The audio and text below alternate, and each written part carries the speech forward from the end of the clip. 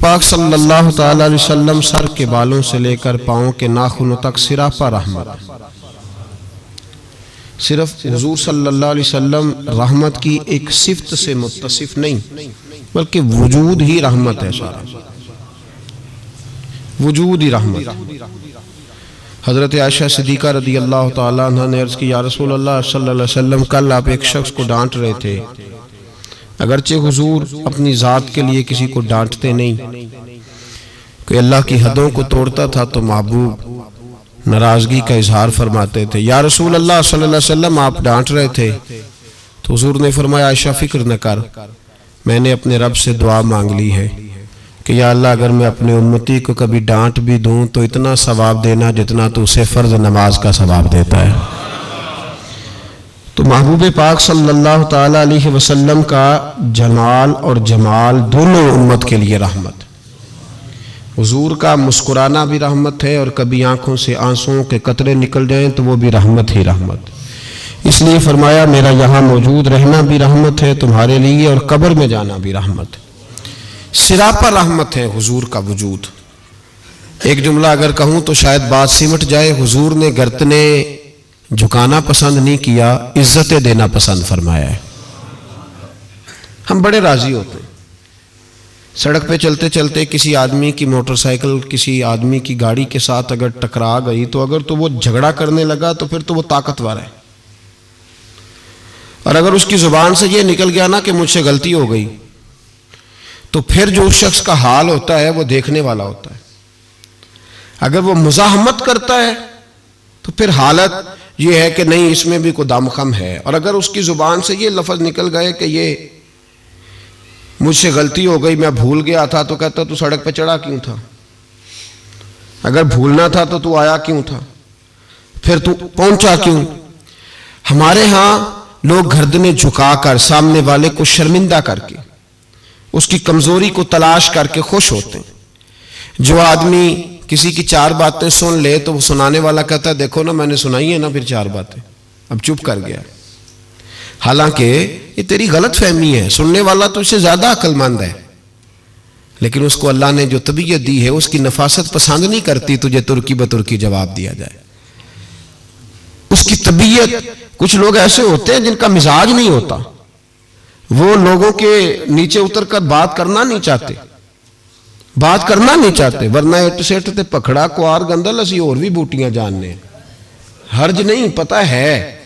लेकिन मसला ये होता है कि उस सतह पे उतरने को बाज लोगों की तबीयत, उनका इखलाक, उनका किरदार, उनकी शख्सियत इजाजत नहीं देती। क्योंकि सामने वाला अगर गलत कर रहा है तो इसका मतलब ये थोड़ी है कि हम भी वैसे ही हो जाएंगे। हम अपना मेयार नहीं छोड़ सकते, हम जिस मकाम पे हैं हम अपना स्टेटस नहीं छोड़ सकते। वो कर रहा है तो ठीक है, उसकी जो हैसियत है, जो उसने ठीक समझा, जितनी उस बेचारे की सलाहियत थी वो उधर उतर गया। इमाम अहमद बिन हंबल रहमतुल्लाह ताला अलैह नदी के किनारे बैठ के वुजू कर रहे थे। एक बिच्छू आया तो साथ साथ चलने लगा तो बिच्छू पानी में गिर गया। इमाम अहमद बिन हंबल ने उसे उठाया, बाहर निकाला, और जब हथेली पे रखा तो उसने डंग मारा। अब वो भीगा हुआ था, जब उसको किनारे पे रखा वो थोड़ा सा फिर चला तो फिर पानी में गिर गया। इमाम साहब ने फिर उसको बाहर निकाला तो उसने फिर डंग मारा। अब भीगा था, फिर चलने लगा तो फिर गिरा। 7 दफा वो गिरा, और 7वीं दफा जब इमाम अहमद बिन हंबल ने निकाला तो खादिम जो साथ था वो परेशान हो गया, कहने लगे हुजूर छोड़ दे, आप निकालते हैं, वो डंग मारता है, छोड़े, डूबने दे। तो इमाम साहब फरमाने लगे, वो अपनी बुरी आदत नहीं छोड़ रहा तो मैं अपनी अच्छी कैसे छोड़ दूं? वो बुरी पे अड़ गया है, डंग मारना नहीं छोड़ रहा, तो मेरी तो अच्छी है बचाने वाली। वो बुरी पे अड़ गया तो मैं अच्छी पे ना अड़ूं, मारने दो, कितने मारता है, मैं अपनी अच्छी आदत छोड़ सकता? ठीक है, उसका अपना मेयार है, हमारा अपना मेयार है, उसका अपना तर्ज जिंदगी है, हमारा अपना है। वो अपनी शौखियों में राजी है तो राजी रहे, हम अपनी नफासत को छोड़ सकते, हम अपने अंदर तब्दीली पैदा कर ले, उसके लेवल पे उतर आए। ये कैसी अजीब बात। तो भाई मेरे महबूब करीम सल्लल्लाहु अलैहि वसल्लम की जिंदगी में नफासत है। हुजूर ने लोगों को शर्मिंदा करना पसंद नहीं किया। एक शख्स हुजूर के घर में मेहमान आया रात के वक्त में, उसने कहा मैं नबी पाक सल्लल्लाहु अलैहि वसल्लम के आपने सुना हुआ है कि इतना ज़्यादा घर के अंदर गुंजाइश नहीं थी रहने की। हुजूर कई दफ़ा मस्जिद में ठहराते थे या मेहमानों को सहाबा में बांट देते थे। वो कहने लगा मैंने आपके घर में ही क़याम करना है। फिर मैं ठीक है आ जाओ। सहाबा कहते हैं जितना भी 4-5 बकरियों का दूध सारे अहले खाना इस्तेमाल करते थे, महबूब का सारा घराना वो सारा इकट्ठा ही अकेला ही दूध पी गया। सारा जितना खाना था अकेला ही खा गया। रात को उसे चारपाई पे सुलाया गया तो खा इतना चुका था कि उसका पेशाब हुजूर के बिस्तर पर ही निकल गया। वो जब आलूदा हुआ तो शर्मिंदा हुआ, उठ के भाग गया। किसी ने देख लिया तो क्या बनेगा। कहता है मैं जब कुएं पे गया, जाके मैंने गुस्ल किया, कपड़े धोए तो ख्याल आया मेरी तो सोने की अंगूठी रह गई है वहां। अब तबीयत इजाजत नहीं देती थी कि वहां लोग इकट्ठे हो गए होंगे। यहां नमाज के दौरान अगर किसी का मोबाइल बज जाए ना तो पक्के नमाजी, नाराज तो नहीं हो जाएंगे आप लोग, जो ज्यादा पक्के नमाजी पक्के, उनसे नहीं माफी मिलती। वो जो कच्चा पक्का है बेचारा वो शायद किसी वक्त माफी दे दे, पक्के नमाजी नहीं माफी देते। कहते तेरा बज कैसे गया, तूने समझा ही नहीं। मुझे एक शख्स ने ना वीडियो दिखाई, कहने लगा जी तुसी बड़ी वकालत कर दिया मौलवियों का हाल वेखो। वो मैं डर रहा था, मैंने कहा पता नहीं अब क्या निकलेगा। कहते मैंने खुद रिकॉर्ड किया। तो मैंने कहा दिखाओ। तो वीडियो में यह था कि नमाज इमाम साहब ने मुकम्मल की है तो दुआ के हाथ फेरे ही हैं उन्होंने, तो वो मोबाइल लेके जा रहे हैं बार बार टूटियों के पास जाके फ़ोन सुनना शुरू कर दिया। कहने लगा जी ये मौलवियों का हाल है, नमाज मुकम्मल नहीं हुई फ़ोन कान के साथ, तो दूसरे कैसे बाहर आएंगे। मैंने कहा तो बहुत जुर्म किया इसने, तो इसका फिर क्या असर किया आप लोगों ने। कहते नहीं आपको दिखाने लो। मैंने कहा पागल आदमी, उसके घर से भी फ़ोन आ सकता है। कहने लगा नहीं घर तो मस्जिद में ही है, वहाँ से कैसे फ़ोन आएगा। तो मैंने कहा असल में तुझे पता नहीं, हो सकता है उसकी बहन ने फ़ोन किया हो कि खामन ने 2 थप्पड़ मार के बाहर निकाल दिया। तो वो ऐसा वक्त होता है जब खड़ा नहीं हुआ जाता, बात सुननी पड़ती। यार माफ़ी नहीं देते, एक एक जुमले पर एक एक हरफ पर लोग इतराज करेंगे, एक एक हरफ पर कोई गुंजाइश ही नहीं। हजरत सैयदना अनस बिन मालिक रदी अल्लाह ताला अन्हु फरमाते हैं एक सहाबी अपने गुलाम को मार रहे थे तो नबी पाक पहुंच गए। हुजूर ने फरमाया इसे माफ कर। उसने कहा कितनी बार, एक जुमला नबी पाक ने कहा तो हजरत अनस कहते हैं मेरे वजूद के रोंगटे खड़े हो गए। इसे माफी दे दे। हुजूर कितनी बार, तो मेरे नबी पाक ने फरमाया जितनी बार अल्लाह तुझे माफी देता है दे ना उतनी बार। वो अगर तुझे बात बात पे पकड़े तो तेरा क्या असर करे, सोचना। और रब ज्यादा कादर है तुझ पर। हम शर्मिंदा करते हैं लोगों को छोटी छोटी बातों पर, छोटी छोटी बातों पर हम एहसास नहीं करते। एहसास की दौलत हुस्न है जिंदगी में। और मेरे रसूल का कमाल ये है कि दुनिया में आज जितना भी एहसास है ये सारा मेरे नबी का दिया हुआ है।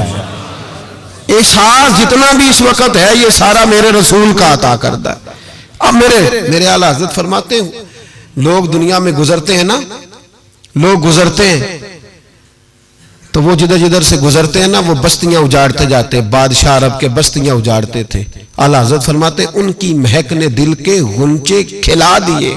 वो जो जिस राह चल दिए हैं कूचे बसा दिए हैं, बस जब आ गई हैं जोशे रहमत पे उनकी नजरें जलते बुझा दिए हैं, रोते हंसा दिए। ये कमाल था मेरे रसूल पाक सल्लल्लाहु अलैहि। वो शख्स कहता है मैं अंगूठी सोने की रह गई तो दिल में ख्याल ये था कि वापस जाऊंगा तो वहां तो हालात ही बड़े गड़बड़ होंगे, लोग इकट्ठे होंगे, शर्मिंदगी होगी, मैं पेशाब कर रहा हूं बिस्तर पे, हाल बड़ा सख्त होगा, इतने लोगों का सामना कैसे करूंगा। लेकिन मजबूरी थी, अंगूठी सोने की थी, बड़ी कीमती थी। कहते उस अंगूठी की मजबूरी ने मुझे शर्मिंदगी का सामना करने पे मजबूर किया। और जब मैं आके हुजूर के कमरे के बाहर खड़ा हुआ तो वहां तो कोई भी नहीं था। अल्लाह के रसूल ने बाल्टी में पानी रखा हुआ था और मेरे पेशाब पर पानी बहा रहे थे। खुद रसूल पाक फरमाते हुजूर पानी बहा रहे थे और जब मेरी तरफ देखा तो महबूब ने मुस्कुरा के फरमाया गुस्ल कर लिया आपने। आपको तकलीफ हुई, जब इंसान का मैदा कमजोर हो तो ऐसी चीजें हो जाती हैं, फिक्र ना करें, बैठे मैं नाश्ता लाता हूं। कहते हैं हुजूर के जुमले थे कि तूफान था, वो हुजूर की गुफ्तगू थी कि मेरे अंदर की हर चीज बुझाती जा रही थी। तेरी पहली नजर का वार तौबा, दिल अब तक दुआएं दे रहा है। फरमाते हैं वो जुमले थे कि सख्ता कर गए, तज़किया कर गए, तस्फिया बातन कर गए। महबूब ये कह के गुजरने लगे तो मैंने बाजू थाम लिया। मैंने कहा महबूबा, मैं ज्यादा पढ़ा लिखा तो नहीं, सियाना तो नहीं, ज्यादा खाने वाला मोटा ताजा आदमी हूं। हुजूर मैं कोई एनालिसिस नहीं कर सकता, तज्जिया निगार नहीं, बारीक नहीं, पर मेरा मोटा दिमाग भी मान गया है कि आप वाकई अल्लाह के सच्चे रसूल हैं। मेरा मोटा दिमाग भी मान गया है कि आप वाकई अल्लाह के। वो घर गया और कबीले के एक बंदे के पास गया। हजरत अनस बिन मालिक कहते हैं जब वापस आया तो 500 आदमी साथ था। कहने लगा सोने मैं अकेला नहीं आया, सारी बरादरी सारा कबीला लाया हूं और सबको मैंने बताया है कि दुनिया में जिसे मैं देख के आया हूं ऐसा तुमने कभी नहीं देखा होगा, जिसकी मैं जियारत करके आया हूं ऐसा नहीं तुमने देखा होगा। तो महबूबा हम सारे आए हैं, पढ़ाए कलमा, हम भी आपके गुलाम बनना चाहते हैं।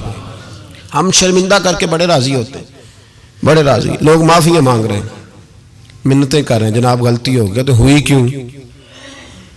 मैं तो ऐसा हूं, मैंने तो कभी नहीं की, मेरी मिसाल देख लो। मैं तो, लोग फौरन दलाल देंगे। ओ भाई, किसी को शर्मिंदा करके तुझे क्या मिलेगा? किसी शख्स को थोड़ी देर के लिए झुका के तेरे नफ्स की कौन सी तस्कीन है जो हासिल होती, तेरे वजूद के अंदर कौन सी? और नाराज ना होना, ये हर तबके का मामला है। जितना कोई उसके नीचे एक आदमी है या 2 आदमी है, वो रोब डाल के खुश होता है, वो उसको परेशान करके नीचा दिखा के राजी होता है।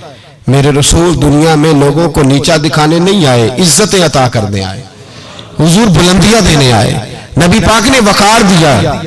मैं कभी कभी परेशान हो जाता हूं जब लोग आके कहते हैं ना बच्ची की शादी है, तावन करें कराएं, तो एक सवाल ज़हन में आता है कि किस पहलू से तावन करें? बच्ची की शादी पे खाना पकाना फर्ज है? बोले तो सही ना। सुना कभी जहेज देना? किस चीज का तावन करें बताएं? करना चाहिए। मैं अपनी बिसात भर दोस्तों की तवज्जो दिलाता हूं कि यार ये जरूरी है, इसके साथ तावन करें। लेकिन सवाल मेरा ये है कि उसमें फर्ज कौन सी शय है? वरी देना फर्ज है, जेवर डालना किस बात की? ताउन किस बात का कराएं? अगर कोई हमसे उसका शरई तकाजा पूछे तो क्या जवाब दें उसको? मेरे पास कोई इस्तिफ्ता लेके आता है तो मैं क्या जवाब दूंगा? उसमें कौन सी शय जरूरी है? फिर अगर आप नाराज ना हो तो फिक्रा कह जाऊं, दिल करता है बच्ची वालों से ताउन ना करे, बेटे वाले जो गरीब मिस्कीन जहेज के पीछे भाग रहे हैं उनसे ही ताउन किया जाए। ऐलान किया जाए जिस जिसके बेटे हैं सारे आओ उनसे ताउन करें ताकि वो बेटी वालों को तंग ना करें। फिर मेरा तो तर्जुमा यही है। इस तरह ना करें कि तंजीमें कायम करें और बेटों वालों को कहें पैसे तंजीम से ले लो, बच्ची वालों से न लेना। ये बेहतर नहीं? ज्यादा तजारतें करते फिरते हो, बेटा अल्लाह ने दे दिया है तो अर्श पे बैठ गए हो, रब तबारक व तआला ने थोड़ा नवाज दिया है तो तेरा दिमाग ही कहीं और चला गया है। उसका बाप बेटी का वो मिन्नतें करता फिरता है 2000, 4000, 5000, 10,000। और मैं अक्सर कहता हूं शादी वाले दिन इतनी कमजोर पतली हालत दुनिया में किसी की नहीं होती जितनी बच्ची के मां बाप की होती। कहते एक प्लेट खाना कम पड़ गया तो तबाही आ जाए। तो इन गरीबों से पहले तावन ना करें जिनके बेटे हैं, इन मिस्कीनों को ना दें, इनके लिए ज़कात के हुक्म का फतवा ना दे दें कि इनको लगती है। शादियां कर रहे हो, तजारतें कर रहे हो, ये किस किस्म का माहौल बना लिया? मेरे रसूल करीम सल्लल्लाहु ताला अलैहि वसल्लम ने तो फरमाया बेटियां बख्शिश का जरिया होती है, बेटियां रहमत का सबब होती है, और तुमने बेटियों वालों के लिए बेटी को अजाब बना दिया है माज़अल्लाह। किस चीज का तावन? हम शर्मिंदा करते, शर्मिंदा। आज भी दामाद बड़ी तकलीफ पहुंचाता है, आज भी डरते हैं उसके घर वाले कहीं कोई ऐसी बात ना हो जाए। हम लोगों को शर्मिंदा करके नीचा दिखा के मुझसे पूछा नहीं तो नहीं पूछा, उन्होंने उनकी मर्जी थी, मुझसे पूछा नहीं लिहाजा अब ये शादी नहीं हो सकती, मैं नहीं आऊंगा तो मंगनी नहीं हो सकती। सिर्फ ये कि तू मनवाना चाहता है। हम हमारे शादियों के मौके पे लोग पीछे पीछे भागते हैं, फूफी नाराज हो गई, मामू नाराज हो, सिर्फ लोगों को शर्मिंदा करके पीछे भगा के नफ्स की तस्कीन होती है। ये तेरा मेरा तरीका है पर ये मेरे रसूल का तरीका नहीं, ये मेरे नबी पाक का तरीका, ये सैयद आलम का तरीका सुनो। हजरत जाबिर इब्न अब्दुल्ला रदी अल्लाह ताला अन्हु फरमाते हैं, मेरी बहनें थी, मेरे अब्बा जी इंतकाल कर गए थे ओहद की जंग में। फरमाते मैं गरीब था, मेरे रसूल पाक इस तरह बहानों से मेरी मदद करते थे कि मदद भी हो जाती थी और मुझे इज्जत भी मिल जाती थी। बहानों से स्टाइल इस तरह का था। तेरी सूरत तेरी सीरत जमाने से निराली है, तेरी हर एक अदा प्यारे अदाए बेमिसाली है। फरमाते जंग का मौका था, मैं हुजूर के साथ चल रहा था, मेरा ऊंट कमजोर था, ज़ईफ था, लागर था, सवारी कमजोर थी, मैं पीछे रह गया। हजारों लोग जिहाद से वापस आ रहे थे, नबी पाक सल्लल्लाहु अलैहि वसल्लम सबसे आगे क़यादत कर रहे थे। फरमाते हुजूर ने 2-3 दफा पलट के पीछे देखा, जब मैं नजर ना आया। और भाई पीछे रहने वालों को कौन देखता है? पीछे रहने वालों को भी कभी किसी ने देखा है? कहते हैं जब मैं नजर ना आया तो हुजूर अपना घोड़ा दौड़ाते हुए पीछे तशरीफ ले आए। सल्लल्लाहु, सारे पढ़िए दुरूद पाक, सल्लल्लाहु अलैहि। हुजूर अपना घोड़ा दौड़ाते हुए पीछे तशरीफ लाए और पीछे आके मेरे पास खड़े हुए और हुजूर ने फरमाया जाबर इसे दौड़ाता क्यों नहीं? मैंने कहा हुजूर दौड़ने के काबिल हो तो दौड़ाओ ना, कमजोर है, ज़ईफ है, लागर है। हुजूर कमजोर आदमी की कमजोर सवारी। फरमाते हुजूर के हाथ में छड़ी रहती थी, मेरे महबूब ने ऊंट को छड़ी लगाई। अल्लाह के हबीब फरमाते उरसिल तो इलल खल्क, मैं मखलूक का रसूल हूं। सारी मखलूक जिन्नों और इंसानों के अलावा जानती है कि मैं अल्लाह का रसूल हूं। फरमाते हुजूर ने छड़ी लगाई और ऊंट से फरमाया तू दौड़ता क्यों नहीं? हजरत जाबिर कहते हैं जो सबसे पीछे था वो सबसे आगे निकल गया। मैं उसकी लगाम पकड़ के खींचता, पर उसे तो हुजूर का हुक्म मिला हुआ था ना। माते आगे निकल गया। कुर्बान जाऊं महबूब की अदाए दिल नवाजी पर। कहते महबूब भी घोड़ा दौड़ा के मेरे पीछे आए तो मैं आगे निकल गया। मेरे करीब आके फरमाने लगे चल यार हमें भी साथ ले ले, हम भी तेरे काफिले में शामिल हैं, हमें भी खुद भीख दे, खुद ही कहे मंगते का भला हो। खुद भीख दे, खुद ही कहे मंगते का भला हो। फरमाया हम भी साथ हैं, साथ ले लो। कहते मैं हुजूर का चेहरा देखने लगा। एक जगह पड़ाव किया तो फरमाया तेरा ऊंट पसंद आ गया यार, बूढ़ा है पर आज भी सबसे आगे निकल जाता है, कमजोर है पर आज भी इसकी रफ्तार दूसरों से ज्यादा है, पसंद आ गया, बेच नहीं देते? तो मैंने कहा हुजूर आपका ही है, रख ले। फरमाया नहीं, तू बता अगर मार्केट में बेचता तो कितने का था? कहते मेरी झुकी झुकी नजरें और मुझे ऊंट की बड़ी जरूरत थी, एक की तो मेरे पास जानवर था। हुजूर ने कहा बेच दो, तो जरूरत बड़ी थी। महबूब ने फरमाया बेच दो, अब पैसों की भी जरूरत थी, ऊंट की भी जरूरत थी। तो मैंने कहा हुजूर ठीक है। फरमाया मार्केट में बेचो तो कितने का? हुजूर 6 दिनार का। तो मेरे करीब ने फरमाया नहीं मैं तो पूरे 10 दूंगा। और कहा बिलाल पैसे दे दो, माल मदीने जाके ले लेंगे। हजरत बिलाल हबशी रज़ी अल्लाह ताला अन्हु फरमाते मैंने पैसे दिए। जनाब जाबिर कहते मैं मदीने पहुंचा, मैंने ऊंट को नहलाया धुलाया, प्यारा सा कजावा डाला, नई रस्सी खरीद कर मैंने लगाम डाली, सजा सवार के दरे रसूल पे ले गया। महबूब पाक अलैहिस्सलातु वस्सलाम मस्जिद से बाहर तशरीफ ला रहे थे तो मैंने कहा हुजूर जी आपका माल है, पैसे मैंने ले लिए थे। कहते हुजूर ने थामी लगाम ऊंट की और मैं जब अगली गली के कोने से पलटने लगा तो हुजूर की आवाज आई जाबिर जरा वापस तो आओ। कहते मैं वापस आया तो महबूब ने मेरी तरफ देखा और देख के फरमाया जाबिर ये मेरा ऊंट है, बुढ़ापे में भी जब सवारियों में चले तो सबसे आगे निकल जाता है, ये जब चलता है तो सबसे आगे होता है। और फरमाया से कमजोर ना समझना, इसकी सवारी बड़ी शाहाना, बड़ी प्यारी, बड़ी अजीम है, बड़ा खूबसूरत है। और हुजूर ने फरमाया ये ना समझना 6 दिनार का है, मैंने 10 का खरीदा है। और फिर मुस्कुरा के फरमाया तुम्हें पता है ना तोहफा लेने देने से मोहब्बत बढ़ती है, मेरा दिल करता है ऊंट तुम्हें तोहफे में दे दूं। हजरत जाबिर बिन अब्दुल्ला रज़ी अल्लाह ताला अन्हु फरमाते मैं हक्का बक्का रह गया, ये निजाम कैसा है? मुझे पैसों की जरूरत थी तो मेरा वो मसला भी हल हो गया, ऊंट की जरूरत थी तो वो मेरा मसला भी हल हो गया।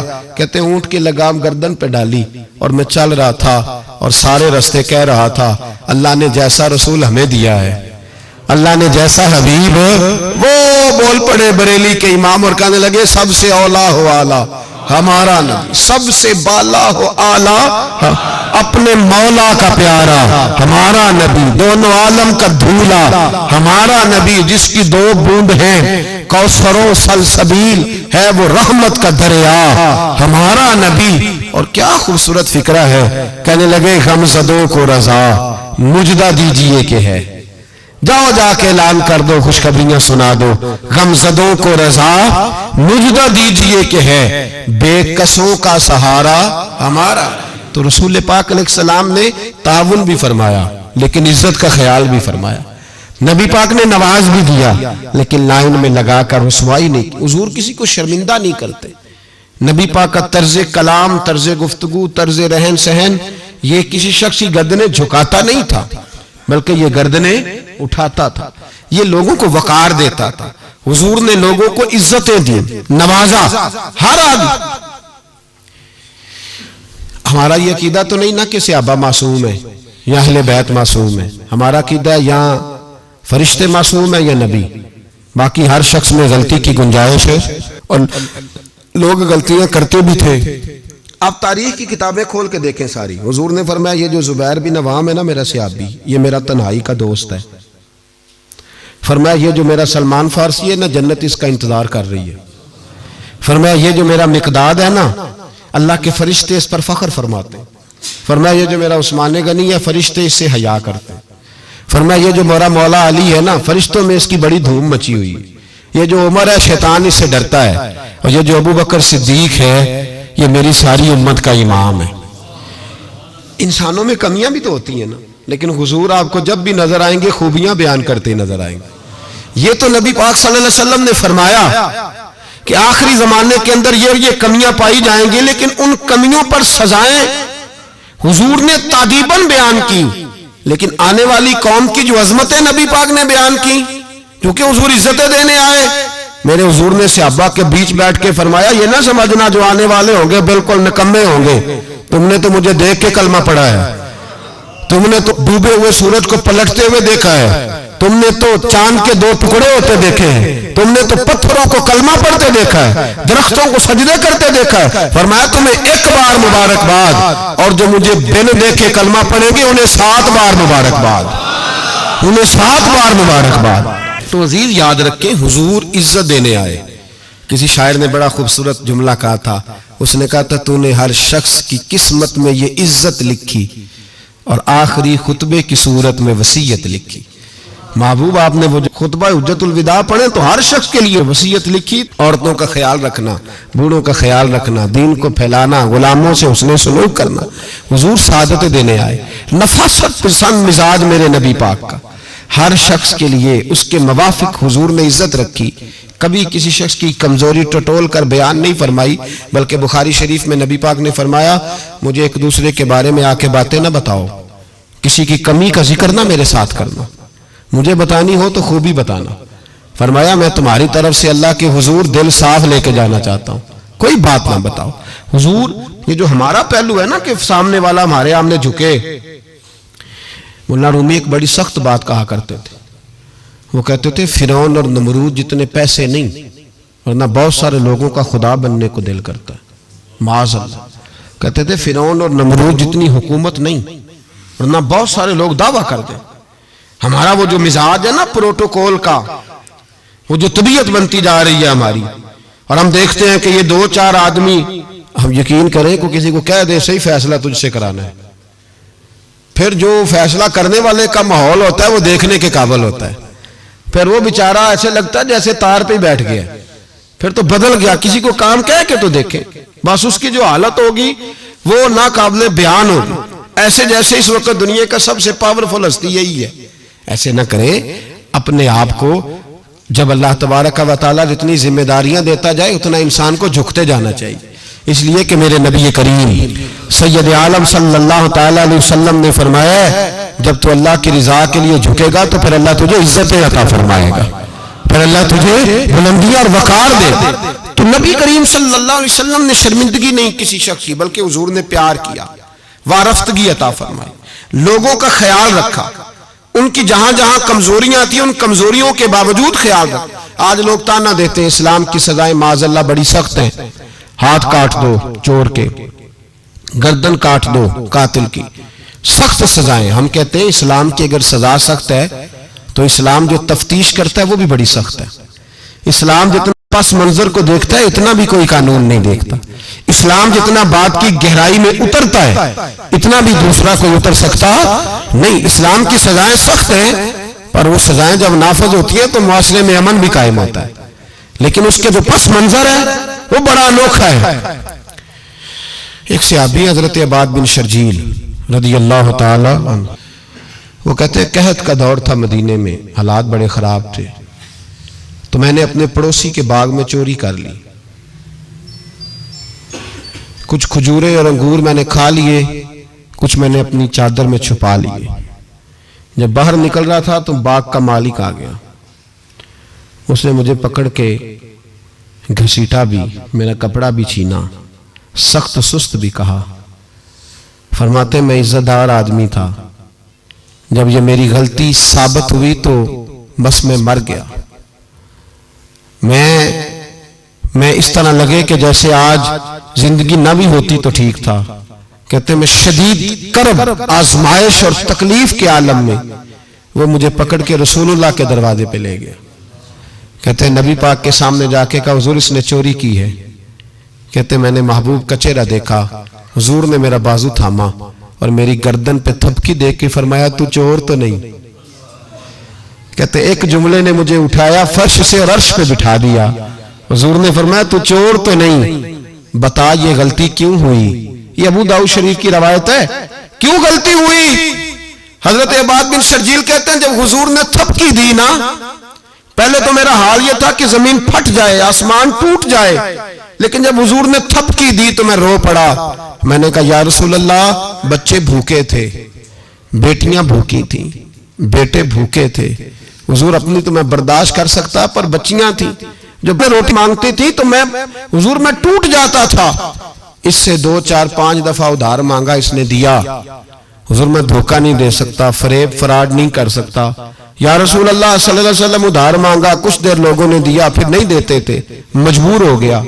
यहां चोर के हाथ नहीं कटे, बल्कि यहां क्या कमाल फरमाया मेरे रसूल ने, यहां क्या रंग इरशाद फरमाया। हुजूर ने उसको फरमाया जो पकड़ के लाया था, फरमाया तुझे पता था ये भूखा है?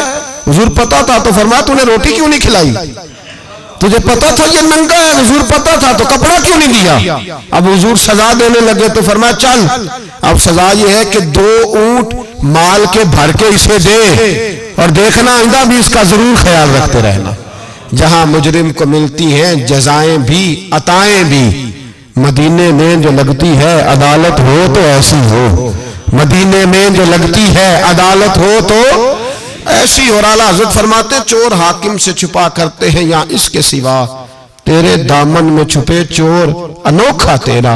मेरे रसूल पाक अलैहिस्सलातु सलाम ने लोगों को शर्मिंदा नहीं किया, बल्कि नबी पाक सल्लल्लाहु आगे बढ़ा करते ताउन फरमाते, देखते थे कहां मेरी किसको जरूरत है।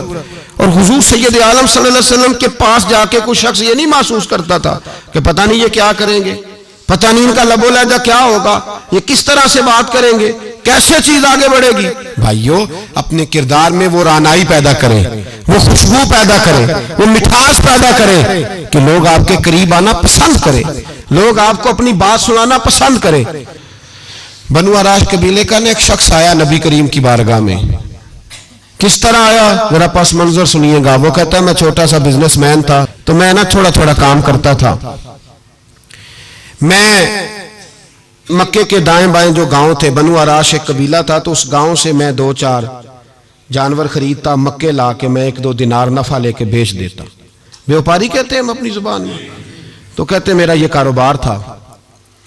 एक दफा मैं 2 ऊंट लेके मक्के आया, तो मक्के में मैंने शोर सुना कि यहाँ एक जादूगर है, माज़अल्लाह साहिर है, काहिन है, उसके करीब कोई ना जाए। कहते ये शोर मैंने सुना। मैंने कहा चलो नहीं जाते। कहते वो 2 ऊंट मैंने बेचे तो मेरी कम नसीबी देखो कि बेच मैंने अबू जाल के हाथ दिए। ऊंट खरीद लिए तो मुझे कहने लगा कल पैसे ले लेना। मैंने कहा घर कहाँ है? कहने लगा फलां गली में, फलां मोहल्ले में, फलां जगह मेरा घर है। कहते हैं मैं मजबूर था, छोटा सा कारोबारी था मैं, बड़ा बिजनेसमैन नहीं था। अगले दिन मैं उसके घर गया, मैंने कहा पैसे, तो कहने लगा कल आना। कहते हैं मैंने कहा कि ये बड़ा आदमी है, कहीं बिगड़ गया तो मैं पैसे कैसे लूंगा। मैं चुप करके आ गया। 2 रातें मुझे चौक में सोते हुए हो गई। ना तो मेरा कोई रिश्तेदार था, ना कोई जमाना था होटलों का, मजबूरी थी। तीसरे दिन मैं फिर गया तो मैंने कहा पैसे, कहने लगा कल आना। तो मैंने कहा यार मेरा यहाँ कोई भी नहीं, मैं सड़क पे सोता हूँ, मेहरबानी कर मेरे पैसे दे, और मैं इतना बड़ा आदमी भी नहीं, हो सकता मेरे पास किराया भी ना हो, मेरे पैसे दे मैं जाऊं। कहते जरा दबा के बात की। तो कहने लगा चल दौड़ जा, जहां से मिलते हैं ले ले। ये ताजर जब डूबते हैं तो ये खुदकुशियां करते हैं, इसलिए कि जिस आदमी की असल जर डूब जाए वो किधर जाएगा बेचारा। कहते मैं वहां से पलटा और पलट कर मैंने लोगों से पूछा कि मक्के के सरदार चौधरी अमीर लोग कहां बैठते हैं। तो उन्होंने कहा कि काबे के साथ ये छोटी छोटी टोलियां बनी हुई हैं, ये सारे चौधरी बैठे। कहते मैं जाके एक टोली के बीच खड़ा हुआ, उसमें अबू लहब, अबू सुफियान, उतबा, उतैबा, शैबा सारे बैठे थे, बड़े बड़े सरदार। मैंने उनसे कहा कि भाई चौधरियों मेरी थोड़ी मदद कराओ, एक आदमी को पैसे दिए हैं, माल दिया है, वो पैसे नहीं दे रहा, और मैं मजबूर हूं, परदेसी हूं, गरीब हूं, मेरी मदद हो जाए। तो कहते हैं वो उतबा बोल के कहने लगा कौन है जो तेरे पैसे दबा गए, इतनी जरूरत किसी की, हमारे होते हुए नाम ले। तो कहते हैं मैंने कहा कि अबू जाल नाम है उसका। कहते हैं गर्दनें झोंक गई। कहने लगे तू तो बड़े गुंडे के पास फंस गया, वो तो सरदार है सारे गुंडों का, वो तो नहीं मिलते पैसे, मुश्किल है। कहते हैं मैं कांपने लगा कि मेरे पैरों तो जमीन निकल गई, यार पैसे नहीं मिलेंगे तो मैं तो घर नहीं जा पाता, किराया भी नहीं। कहते हैं उतैबा ने मजाक किया, सामने खाना काबा के साथ टेक लगा के रसूल पाक तशरीफ फरमाते, माज अल्लाह सुम्मा माज अल्लाह, नकले कुफर, कुफर ना बाशद। उसने मजाक किया, कहने लगा वो जो बंदा बैठा है ना वो तेरा मसला हल कर सकता है। कहते उसने मजाक किया, बाकी ताली लगा के हंसने लगे। मुझे समझ ना आई, भेजते भी हैं, मजाक भी उड़ाते, पर डूबते को तिनके का सहारा मैं चला गया। अल्लाह के रसूल वजीफा पढ़ रहे थे तो मैं डरते डरते कि मेरा कहीं ये सहारा भी ना चला जाए, मैं डरते डरते पीछे बैठ गया कि हुजूर फारग होते हैं। तो गरीब आदमी डरता है ना चौधरी साहब बिगड़ ना जाए, तो उसी पस मंजर में मैं डर रहा हूं कि कहीं कोई बात ना हो जाए, फारग होते हैं तो बात करता हूं, लेकिन कुर्बान जाऊं। अभी मैं बैठा ही था, मेरे नबी ने रुख मेरी तरफ फेर लिया। कहते मैं परदेसी था, मेरा कोई अपना नहीं था। 2 जुमले नबी पाक ने कहे और मुझे यूं लगा कि बिछड़ी हुई मां मुझे मिल गई है। 2 जुमले नबी पाक ने, पहला जुमला फरमाया भाई परदेसी लगते हो, और दूसरा जुमला कहा परेशान लगते हो। कहते हैं मेरे आंसू यूं निकले जैसे नहरें बहती हैं। मैंने कहा महबूबा मैं तुझे जानता तो नहीं, पर परदेश में लुट गया हूं, शाला परदेसी कोई भी न थी वे, कख जुना तो पारे। हुजूर एक आदमी ने पैसे दबा लिए। कहते जब मैं रोया तो नबी पाक ने ना नाम पूछा उस बंदे का, ना काम पूछा, मेरी गर्दन पे थपकी दी, फरमाया फिक्र ना कर, जैसे तो कहेगा वैसे ही हो जाएगा। काम भी नहीं पूछा, नाम भी नहीं पूछा। हुजूर ने बाजू थामा, घर लाए, और हुजूर ने टूटी हुई चटाई पे बिठाया, और अल्लाह का लाडला नबी अपने मुकद्दस हाथों में मेरे लिए खजूरें लाया, और हुजूर मेरे लिए दूध लाए। करीम ने मुझे खजूरें खिलाई, दूध पिलाया, और फरमाया जब तसल्ली हो गई, मैं कई दिनों का भूखा था, जी भर के मैंने खाया। अब हुजूर ने फरमाया बात क्या है। हुजूर इस तरह मैंने पैसे दिए, माल दिया, ऊंट दिए, पैसे नहीं देता। बंदा कौन है? काबू जाल। कहते हुजूर ने फरमाया फिक्र न कर, मिल जाएंगे। तो फिक्र न कर, गमज़दों को रजा मुजदा दीजिए कि है बेकसों का सहारा हमारा नबी, मिलेंगे, मिलने क्यों नहीं। फरमाते हुजूर ने फरमाया चल मैं तेरे साथ चलता हूं, और भाई को फोन भी कर दे तो मेहरबानी, को रोका भी लिख दे तो मेहरबानी। साथ कौन चलता है? वो बनु आराश के सहाबी कहते हैं मेरे नसीब देखो, 2 जहां की रहमतें, अल्लाह का प्यारा रसूल मेरे साथ चल रहा है, हुजूर मेरे साथ साथ। कहते हैं उसके दरवाजे पे पहुंचे तो मैं सारे रास्ते सोचता था कि लोग तो काम कराते हैं तो बढ़ के मारते हैं, ऐसी की तैसी करा देंगे, हो ही नहीं सकता वो पैसे। कहते हैं हुजूर ने तो कोई बात ही नहीं की, मैं ही करता रहा, हुजूर तो चुप है, नजरें झुकी हुई है। मैं कहता था वो बड़ा बदमाश है, हुजूर कैसे बात करेंगे उसके साथ। लेकिन जब उसके दरवाजे पे पहुंचे, दस्तक दी, वो बाहर निकला, तो कहते हैं मुस्तफा की झुकी हुई नजरों को मैंने उठते हुए देखा। हो हल्का यारा तो बरेशम की तरह नर्म, रिज में हक को बातिल हो तो फौलाद है मोमिन। कहते उठती हुई देखी नजरें और मेरे हबीब पाक ने नजर उठाई और एक जुमला, और उस जुमले के अंदर ताकत खुदाई। हुजूर ने फरमाया तेरा क्या ख्याल है, पैसे दबाने वाले और लोगों को सताने वाले बड़े होते हैं, तू सरदार बनता है? गरीबों का खून चूस के सरदार बनेगा?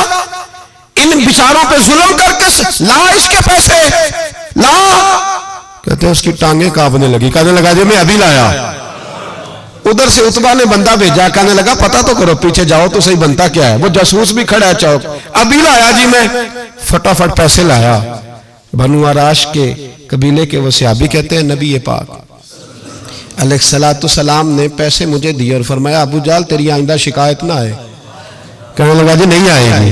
कहते हुजूर ने मुझे पैसे दिए, कुर्बान जाऊं महबूबा तेरी शान पे, मेरे काम आए हैं, मेरे साथ आए हैं, मुझ पे मेहरबानी की है और मुझी से फरमा रहे हैं तू अगर इजाजत दे तो मैं जाऊं, तू अगर खुद भीख दे, खुद ही कहे मंगते का भला हो, तू कहे तो जाऊं। कहते मैं रो पड़ा। मैंने कहा महबूबा नाम क्या है? उस शानों वाले बाप का नाम बता दे जिसके यहाँ आप जैसा नूरे नजर पैदा हुआ। उस शानों वाली माँ का नाम बताएं जिसने आप जैसा लाल जना। कबीला बताएं। तो मेरे हबीब ने फरमाया छोड़ तेरा काम हो गया ना, नाम छोड़ तू। कहते हुजूर गुजर गए तो वो जासूस पीछे था, वो मुझे कहने लगा, मेरे करीब आया तो कहने लगा इनके पास ना जाना, ये जादूगर माज अल्लाह ना जाना, साहिर है। कहते मैंने उसको झटका और मैंने झटक के कहा अगर दुनिया में ये सच्चे नहीं तो कोई सच्चा नहीं, अगर दुनिया में ये शान वाले नहीं तो कोई शान वाला नहीं। तो मैं दौड़ के कदमों में लगा। मैंने कहा बीबा दुनिया मैंने भी बड़ी देखी है पर तेरे जैसा कोई नहीं देखा, मेहरबानी करे पढ़ाए कलमा, मैं भी आपका गुलाम बनना चाहता हूं। अजीजों हुजूर ने मोहब्बत बांटी है, शर्मिंदगियां नहीं दी, इज्जत दी है, वकार दिया है। बातें और आती जा रही हैं मेरे ज़हन में पर वक्त सिमटता जा रहा है। एक बात और करनी है आपसे, और आपको पता है कुरान पाक ने कहा यहूदियों पे अल्लाह ने जिल्लत मुसल्लत कर दी है, ये जलील है, इनका कोई देश नहीं।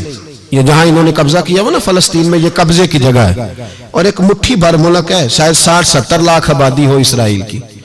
अगर अमेरिका इसकी मदद ना करे तो इसराइल कायम नहीं रह सकता। और इसके गिर्द 12-14 इस्लामी मुल्क हैं। जितनी इसराइल की कुल आबादी है उतने मिस्र की सिर्फ फौज ही फौज है। इतना छोटा मुल्क और मुसलमानों को ललकारता है।